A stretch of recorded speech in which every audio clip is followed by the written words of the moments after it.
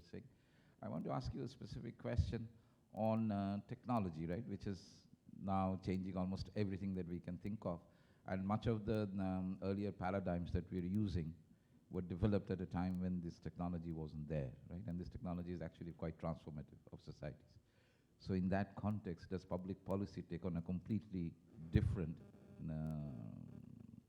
shift, given that we have this society transforming technology? Okay, first apologies of being a little bit late here.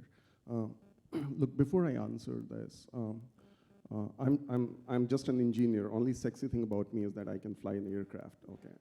Nothing to do with economics. By the way, pilots are under radar because of technology and whether they will be required in the current. So before I answer that question, there are two principles on which my answer will be based. One, the cost of compute is reducing tremendously, okay? Cost of computation is coming down dramatically. It's a factual thing.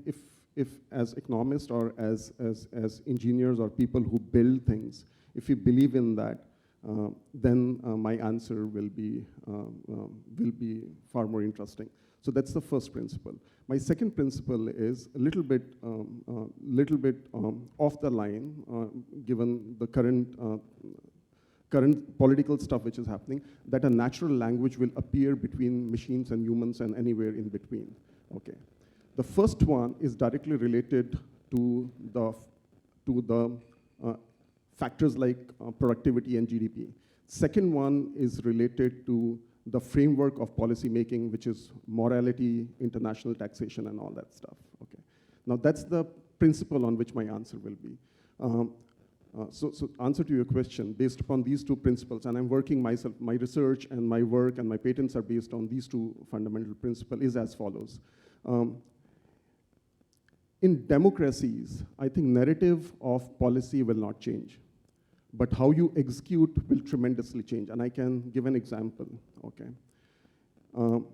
If India suddenly becomes a far more glorified direct democracy, then technologies like blockchain will play a very, very important role, okay?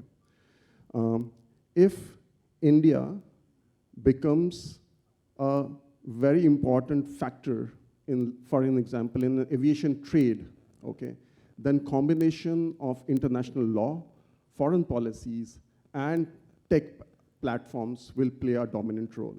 So narrative of policy and policy making will not change much in democracy or democracy leaning towards capitalism. I don't think that will change much. In non-democratic setup, it would be disruptive. That means it has to change from scratch. Maybe institutions have to be changed. So if you take examples of, let's say, Iran, for example, and if Iran wants to change itself, or if another example, which is Portugal, if they want to change themselves, or in current context, Italy wants to change themselves in the context of European Union, then their policy making will change. And who will win quickly, I don't know.